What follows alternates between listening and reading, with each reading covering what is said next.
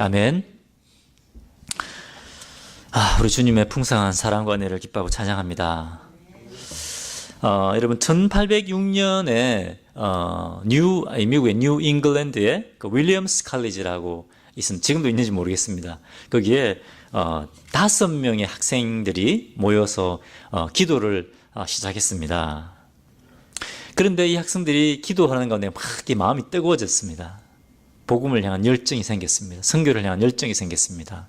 근데 이 학생들이 다 이제 흩어져서 다른 학교, 예일도 가고 하버드도 가고 학교 흩어졌는데 이 사람들이 거기서 또 이런 기도의 운동, 영적 부흥 운동을 일으켰습니다. 그렇게 해서 어떻게 됐냐면 이 5명이 모여서 딱 5명이 이 소수가 모여서 기도를 시작했는데 이 기도의 운동을 통해서 나중에 그 SVM이라는 그 선교 자원자 운동이라고 하는 이 선교 운동이 일어나가지고요. 19세기, 20세기 초까지 이렇게 수많은 젊은 청년들이 선교사로 헌신하게 됐습니다. 그래서 수많은 약 한 2만 명, 4만 명, 제가 정확히 기억이 안 나는데 정도의 선교사가 파송이 됐고요. 그 가운데 어딥니까? 우리 고국인 조선의 선교사가 파송된 겁니다. 그 젊은이들이. 이 5명의 기도를 통해서 이런 놀라운 영적 부흥이 일어난 겁니다. 우리는 지금 한 10명 넘는 것 같은데요. 그죠? 할렐루야.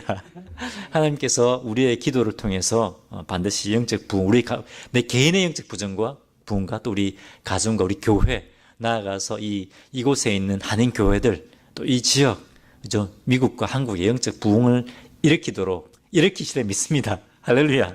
예. 그런 마음으로, 그런 우리가 큰 좀 비전을 가지고, 우리가 기도를 했으면 좋겠습니다. 그리고 더 뜨겁게 기도하겠죠? 숫자가 중요한 건 아닙니다. 여러분, 사사기에 보면 기도원이 몇 명 데리고 가서 싸워 이겼습니까?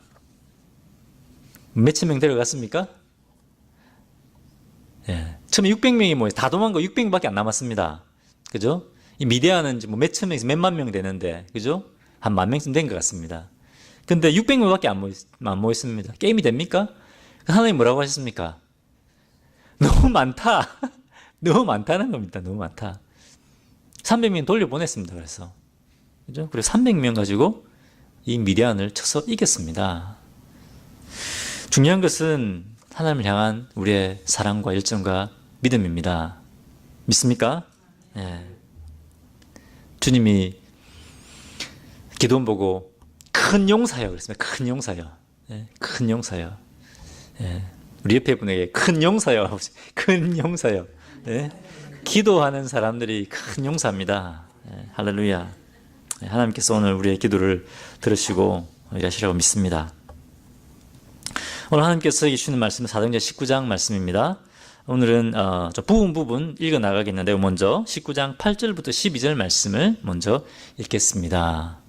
사도행전 19장 8절부터 12절 말씀 같이 읽겠습니다. 시작. 바울이 회당에 들어가 석 달 동안 담대히 하나님 나라에 관하여 강론하며 권면하되 어떤 사람들은 마음이 굳어 순종하지 않고 무리 앞에서 이 도를 비방하거늘 바울이 그들을 떠나 제자들을 따로 세우고 두란노 서원에서 날마다 강론하니라. 2해 동안 이같이 하니 아시아에 사는 자는 유대인이나 헬라인이나 다 주의 말씀을 듣더라. 하나님이 바울의 손으로 놀라운 능력을 행하게 하시니 심지어 사람들이 바울의 몸에서 손수건이나 앞치마를 가져다가 병든 사람에게 얹으면 그 병이 떠나고 악귀도 나가더라. 아멘. 저는 오늘 이 본문 말씀을 통해서 하나님께서 우리에게 무엇을 원하시는가, 또 우리가 어떤 사역을 해야 되는가, 어디에 우리가 초점을 맞추는 사역을 해야 되는가, 그것을 분명하게 말씀하신다고 믿습니다. 방금 읽었던 이 사도행전 19장 말씀은 사도 바울이 3차 전도 여행 때 에베소에서 있었던 사건을 기록하고 있습니다. 본문을 한번 보면요, 에베소에 가서 바울이 회당에 들어가 석 달 동안 담대히 하나님 나라에 관하여 강론하여 권면했다고 되어 있습니다. 보통 바울이 가는 곳마다 먼저 회당에 들어가서 말씀을 전했습니다. 그죠?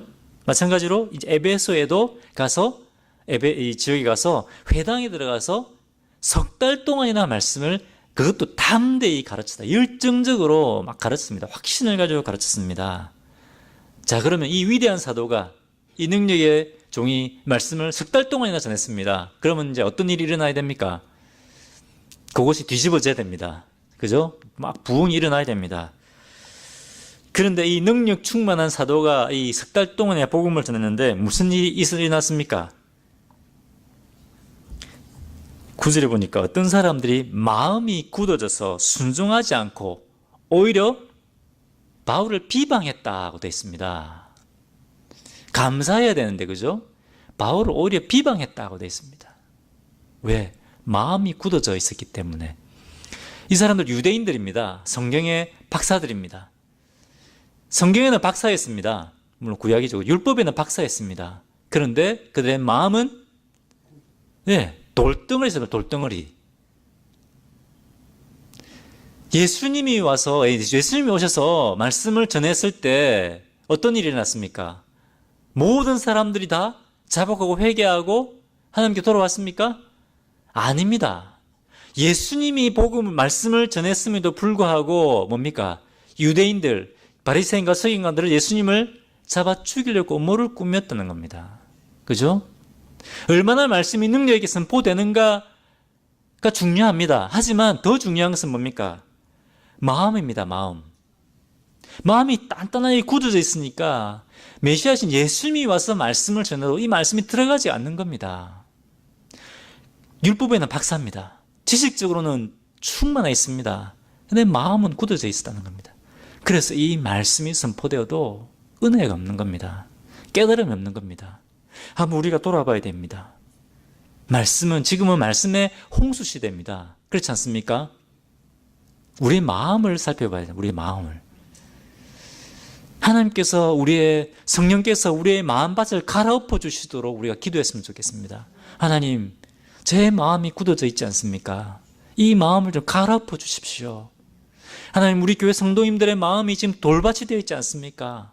이 마음을 좀 갈아엎어 주십시오. 한국교회 성도님들의 마음이 돌밭이 되어 있지 않습니까? 이것을 갈아엎어 주십시오. 옥토밭이 되게 해주십시오. 하나님, 말씀이 떨어질 때 그 말씀을 붙들고 이 말씀이 열매 맺게 해주십시오. 우리가 그렇게 기도해야 되겠습니다. 자, 그럼 다시 본문으로 돌아가겠습니다. 다시 본문으로 돌아가서, 자, 사도 바울은 이때 어떻게 했습니까? 이 바울을 비방하는 사람들, 자기 동족들 아닙니까? 그죠? 이 에베소, 외국에까지 왔는데, 미국까지 와서 한국 사람 만나면 얼마나 반갑습니까? 이 에베소에 와가지고, 그죠? 같은 유대인인데, 유대인들이 이 말씀도 같이 이렇게 사역하면 얼마나 좋습니까? 근데 유대인들이 비방하는 겁니다. 동족들, 이 바울은 어디 가든지 간에 자기 동족들로부터 비난을 받았습니다. 얼마나 마음이 상하고 낙심이 됐겠습니까? 그런데 바울은 그렇게 낙심하지 않았다는 겁니다. 물론 주님이 격려해 주셨겠죠. 내 능력이 이거밖에 안 되나? 보통 사람 같으면 우리가 막 좌절이 될 겁니다. 그죠? 내가 능력이 이거밖에 안 돼서 사람들이 오래 비방을 하는구나. 근데 바울은 낙심하지 않고 어떻게 했느냐? 9절과 10절을 한번 같이 한번 읽어보겠습니다. 9절과 10절 말씀 같이 읽겠습니다. 시작. 어떤 사람들은 마음이 굳어 순종하지 않고 무리 앞에서 이 돌을 비방하거늘 바울이 그들을 떠나 제자들을 따로 세우고 두란노 서원에서 날마다 강론하니라. 2해 동안 이같이 하니 아시아에 사는 자는 유대인이나 헬란이나 다 주의 말씀을 듣더라. 바울은 석 달 동안이나 공을 들였습니다. 석 달 동안 공을 들였는데 그 사람도 우리의 비방했던 거죠. 그렇게 했을 때 바울은 그들에게 미련을 두지 않았습니다. 미련 두지 않고 뭡니까? 마음이 굳었던 사람들을 떠났습니다. 떠나서 비록 소수일지라도 이 사람들을, 자기를 따르는 사람들, 하나님 말씀을 사랑하고 말씀에 순종하기 원하는 이 사람들을 모았습니다. 그래서 두란노 수온이라는 곳에 가서 집중적으로 이 사람들 하나님 말씀을 가르치고 제자 훈련을 시작하는 겁니다. 처음에 얼마나 많은 사람들이 모였겠습니까? 소수가 모였을 겁니다. 그죠? 이 사람들이 집중적으로 말씀을 가르치고 제자를 삼은 겁니다. 처음에는 얼마나 몇 명 안 되고 초라했겠죠, 그죠? 처음에는 속도가 정말 느렸을 겁니다. 이렇게 해가지고 언제 이 에베소를 변화시키나. 그런데 2년간 이렇게 집중적으로 했을 때 어떤 일이 일어났냐. 10절 아까 읽어봐. 10절 어떻게 했습니까? 2해 동안 이같이 하니 아시아에 사는 자는 유대인이나 헬라인이나 다 주의 말씀을 듣더라 라고 되어 있습니다. 처음에 시작은 조그맣게 시작했습니다. 그런데 뭡니까? 제자를 키웠다는 거죠. 예수님이 그렇게 하지 않으셨습니까? 12명의 제자를 세워서 이 사람들을 3년 동안 열심히 하나님과 예수님과 함께 먹고 자고 하면서 말씀도 가르치고 또 삶을 통해서 제자들에게 보여주셨습니다. 그렇게 했을 때 제자들이 뭡니까? 처음에는 예수를 모른다 부인하고 도망갔지만 아주 성령이 임했을 때 어떻게 했습니까? 그 예수님이 말씀하시고 가르치셨던 것들이 다 생각난 거예요. 그죠? 그리고 예수님의 본을 따라서 그죠? 교회의 지도자가 되고 계속해서 주님의 제자들을 삼는 사역을 감당했습니다. 마찬가지 바울이 그렇게 했다는 겁니다. 이 에베소 두란노 서원에서 제자들을 모아서 집중적으로 이 일을 했습니다. 바로 이것이 하나님께서 우리에게 원하시는 사역이라는 겁니다. 지금 숫자가 당장 중요한 것이 아닙니다. 지금 벌써 우리가 10명이나 모여요. 몇 명입니까? 벌써 10명이 넘지 않습니까? 그죠?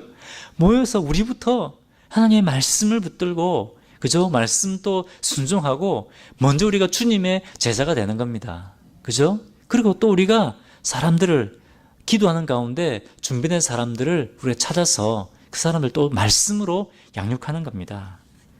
비록 소수가 모였더라도 이 일을 시작하면 2년 후에 어떻게 됐습니까? 2년 후에 아시아에 있는 사람들은 유대인이나 헬란이나 다 주의 말씀을 들었다고 되어 있습니다.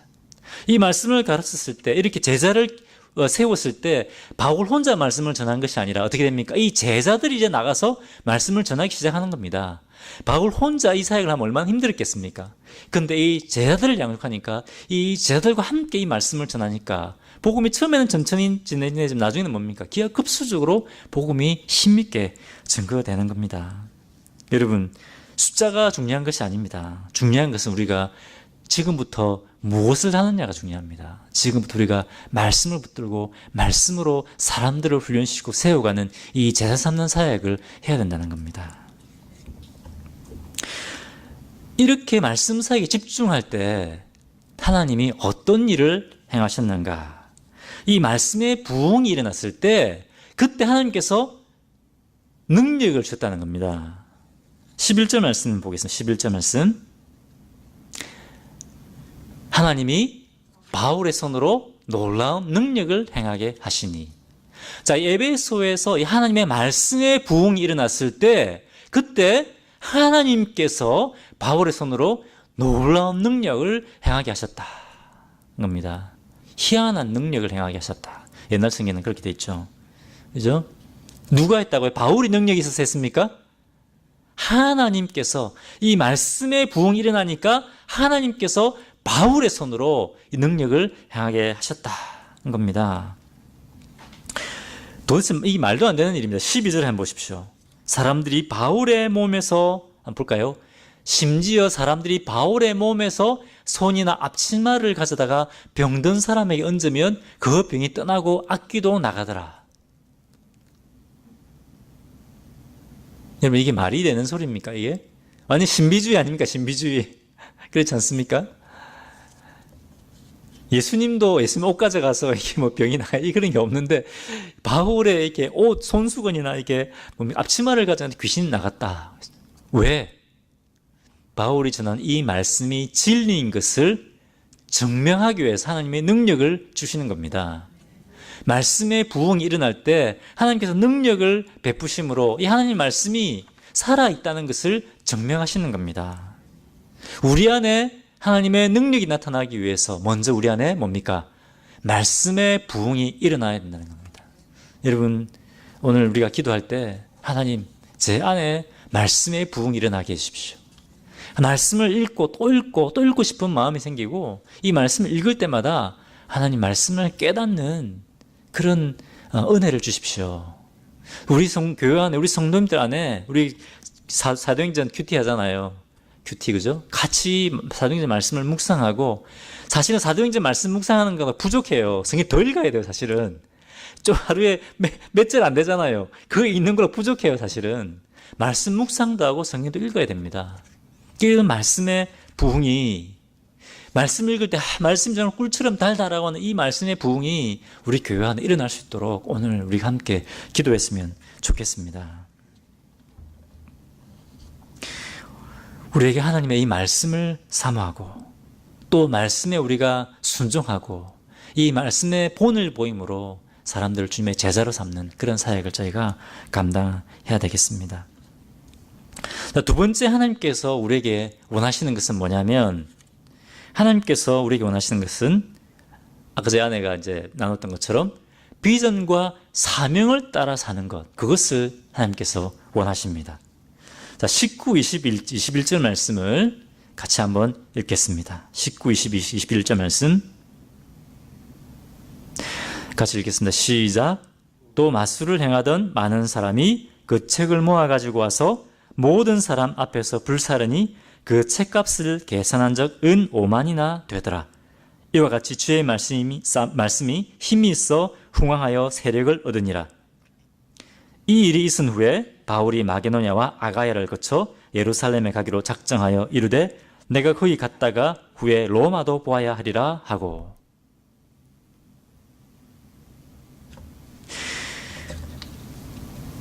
이 19절 말씀에 말씀이 그냥 정금만 된 것이 아니라 이 말씀이 전해짐으로 해서 사람들의 삶이 바뀌었다는 겁니다. 이전에 우상을 섬기고 마술을 막 행했던, 뭡니까? 마술을 하면서 막 점도 치고 그렇겠죠. 그죠? 점도 치고, 걱정이 돼, 염려가 되니까 마술을 해가지고, 점을 쳐가지고 앞으로 어떻게 될 것인가. 막 그런 것도, 그죠? 찾아보고, 알아보고, 그랬겠지 않겠습니까? 그런데 이 사람들이 복음에 있으니까 말씀을 듣고 난 다음에 뭡니까? 마술을 행하던 이 마술에 매여있던 이것으로부터 자유함을 받았다는 겁니다. 사람들이. 이 복음을, 예수님을 알게 되니까 옛날에 했던 마술, 이것은 아무것도 아닌 겁니다. 이 마술에서 떠난 겁니다. 이제 마술에서 자유함을 받은 겁니다. 그래서 어떻게 했습니까? 옛날에 했던 마술할 때 썼던 그 책을 모아서 다 불태워 버렸습니다. 그것이 얼마냐 하면 은 5만이나 되었더라. 은 5만이 얼마냐 하면 이것이 5만 드라크마라고 합니다. 5만 드라크마. 은 5만 드라크마인데 1 드라크마는 어른 성인이 하루 일해서 벌 수 있는 돈이 1 드라크마라고 합니다. 오늘날 한번 계산을 해보니까 한 500만 불쯤 되는 것 같더라고요. 몇백만 불 돼요, 이게. 우리 책 하면 지금 책 우습잖아요, 이거. 우습잖아요, 책 한 권이. 그때는 책이 엄청 비쌌습니다. 지금으로 따지면 한 자동차 한 대 값 정도 될까요? 옛날에 성경이 너무 귀해가지고요. 교회 강대상에다가 쇠사슬로 묶어놨습니다. 가져가지 말라고. 너무 비싸가지고. 한 권밖에 없었어요, 교회에. 지금으로 집집마다 가지고 있잖아요. 옛날에 성경이 너무 비싸가지고 이게 쇠사슬로 해가지고 묶어놨었다니까요. 너무 비싸가지고. 지금 우리는 정말 복받은 세대입니다. 성경 많이 읽어야 돼요, 우리가. 그 당시에는 책값이 그렇게 비쌌어요. 근데 그 값비싼 것을 그냥 책 한 권 불태운 게 아닙니다. 예수를 믿고 난 다음에 금방 대가를 치르는 거예요. 자기가 그렇게 소중하고 여겼던 것을 불태워버리는 거예요. 예수를 믿고 나니 그게 아무것도 아닌 겁니다. 이런 말씀이 부흥이 일어났습니다. 이와 같이 주의 말씀이 힘이 있어 흥왕하여 세력을 얻으니라. 이 말씀 사역에 집중했을 때 이 말씀의 사역이 이렇게 막 흥왕했다는 겁니다. 그런데 지금 사도 바울은 뭡니까? 이 에베소에서 최고의 사역에 지금 정점을 찍고 있습니다. 그죠? 사역의 최고의 전성기를 지금 맞이하고 있습니다. 사도 바울은 에베소에 더 머물 수도 있었을 겁니다. 성장하는 이 에베소 교회에 어떻게 보면 대형 교회죠, 그죠? 큰 성장하는 그 교회에서 더 큰 성공을 볼 수 있었을 겁니다. 하지만 사도 바울은 어떻게 했느냐? 21절에 이 일이 있은 후에 이 정말 사도 바울에 있어서 정말 성공적인 이 사역을 겪고 있는 이때에 뭡니까? 이후에 바울이 마게도냐와 아가야를 거쳐 예루살렘에 가기로 작정하여 에베소를 떠나는 겁니다. 이 성공했던 사역을 이제 물러 떠나서 다시 어디로 간다고요? 예루살렘으로 다시 돌아가려고 했다는 겁니다. 왜? 예루살렘에서 붙잡혀서 어디로요? 로마로 가려고. 그 당시 로마가 세계의 중심지잖아요. 이 로마에까지 가서 복음을 전하기 위해서 지금의 성공을 내려놓는 겁니다. 자기 것을 다 내려놓고 다시 예루살렘을 가서 죄수가 되어서 로마에 가려고 하는 겁니다. 왜? 하나님께서 바울에게 주신 비전이고 사명이었기 때문입니다. 바울은 사명에 이끌려 살았던 사람입니다. 하나님께서 우리에게 원하시는 것도 바로 이 사명에 붙들려 사는 것입니다. 사도행전 20장 23절 24절에 사도 바울이 이렇게 고백하고 있습니다. 오직 성령이 각 성에서 내게 증언하여 결박과 환난이 나를 기다린다 하시나 내가 달려갈 길과 주 예수께 받은 사명 곧 하나님의 은혜의 복음을 증언하는 일을 마치려 하면은 나의 생명을 조금도 귀한 것으로 여기지 아니하노라. 바울은 에베소에서 안정적인 삶을 어떻게 보면 살 수도 있었을 겁니다. 하지만 바울은 그 길을 떠나 사명을 쫓아갔습니다. 성령께서 계속 바울에게 예루살렘에 가면 이제 환난과 결박이 늘 기다린다. 가는 곳마다 성령께서 계속해서 바울에게 이렇게 말씀하셨다는 겁니다. 이런 오닝을 주셨다는 겁니다. 예루살렘에 가면 환난과 결박이 너를 기다린다. 핍박이 너를 기다린다. 그렇게 했지만 바울은 이미 알고 있었습니다. 영광의 길을 가는 것이 아니라 고난의 길을 간다는 것을 알고 있었는데 그럼에도 불구하고 뭡니까? 이 하나님의 은혜의 복음을 증거하려 하면은 나의 생명을 조금도 귀한 것으로 여기지 않는다라고 고백하면서 예루살렘으로 들어가는 겁니다. 결국 사도행전 28장이 어떻게 됩니까? 맨 마지막에 보면 바울이 로마에 들어가서 로마에서 복음을 전하게 됩니다. 사람들을 불러서 그죠? 하나님 말씀을 전하게 됩니다. 이렇게 하나님은 우리의 생각이 아니라 하나님이 주신 비전과 사명을 쫓아 사는 사람을 통해서 일하고 역사하십니다. 하나님 주신 비전과 사명에 순종하는 사람을 통하여 하나님은 일하고 역사하신다는 겁니다. 여러분, 하나님께서 우리에게 주신 사명이 뭡니까? 오늘 우리가 이 말씀을 봤잖아요. 뭡니까? 사람을 모으는 겁니까? 아닙니다. 즐겁고 행복한 교회, 물론 행복하고 즐겁고 행복한 교회가 돼야 되죠. 맞습니다. 하지만 궁극적인 우리의 사명은 무엇입니까? 하나님 말씀을 붙들고 주님의 제자를 삼는 것입니다. 우리가 하나님 말씀을 붙들고 주님의 제자가 되고 또 하나님의 말씀을 전함으로, 말씀 목사만 전하는 게 아니죠, 그죠? 우리 한 사람 한 사람이 다 말씀의 사역자로 부름받았습니다. 우리가 지금 빌립보서 졸업생 공부를 시작했습니다. 그것은 제가 단순히 제 혼자 말씀을 전하기 위해서가 아니라 뭡니까? 이제는 우리 성도님들이 이렇게 말씀의 사역자로 세워져서 함께 이 주님의 제자 삼는 사역을 감당하기 위해서 이 사역을 제가 시작한 겁니다. 여러분 같이 기도하시고 이런 사역이 저희 교회에서 일어날 수 있도록 했으면 좋겠습니다. 우리가 주님의 사명을 감당하려고 할 때 반드시 어려움이 옵니다. 그냥 하면 순적하게 그냥 이렇게 아무 일 없이 순적하게 막 일이 되어지지 않습니다. 반드시 반대가 옵니다. 바울이 에베소에서 엄청나게 큰 열매를 맺었습니다. 그죠? 엄청나게 큰 열매를 맺었는데 그만큼 큰 반대에 부딪혔습니다.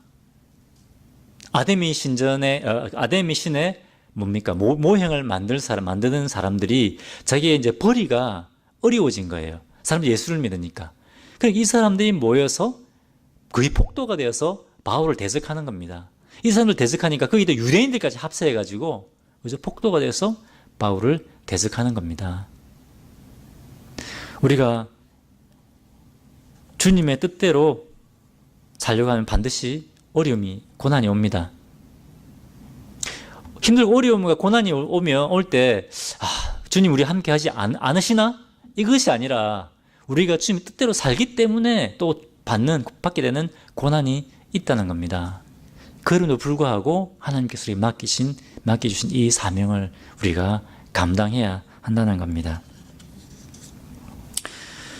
여러분, 이 시간 우리가 함께 주신 말씀을 가지고 함께 우리가 기도했으면 좋겠습니다.